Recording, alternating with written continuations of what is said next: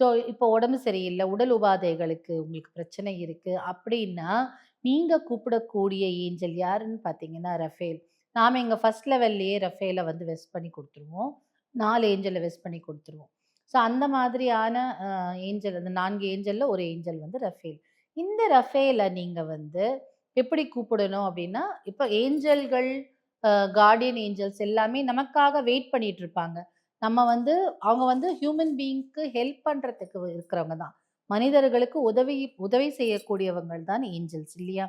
இந்த ஏஞ்சல் நமக்கு உதவுறதுக்காக வெயிட் பண்ணிட்டே இருப்பாங்க. ஆனால் நம்மளுடைய வாழ்க்கையில அவங்க வந்து ஊடுருவ மாட்டாங்க. அவங்களுக்கு அது பிடிக்காது. நம்ம போய் உதவின்னு நாடும்போது மட்டும் தான் நமக்கு அந்த உதவியை கேட்டால் தான் தரப்படும். அப்படிங்கிற மாதிரி நம்ம போய் கேட்கும்போது அவங்க டெஃபினட்டா நம்மளுக்கு ஹெல்ப் பண்ணுவாங்க. அதற்கு கைமாறா அவங்க எதுவுமே எதிர்பார்க்க மாட்டாங்க. வெறும் நன்றி உணர்வு மட்டும்தான் இந்த ஏஞ்சலுக்கு. ஸோ இவங்க ரஃபேல் எல்லாம் பார்த்தீங்கன்னா, ஆர்க்ஏஞ்சல் வகையை சேர்ந்தவர். இந்த ஆர்க்ஏஞ்சல் ரஃபேல நம்ம வந்து ப்ரே பண்ணும்போது உடல் லால் வரும் துன்பங்கள், உடல் கஷ்டங்கள், உடம்பு சரியில்லாம இருக்கவங்கள கண்டிப்பா ஹெல்ப் பண்ணுவாங்க.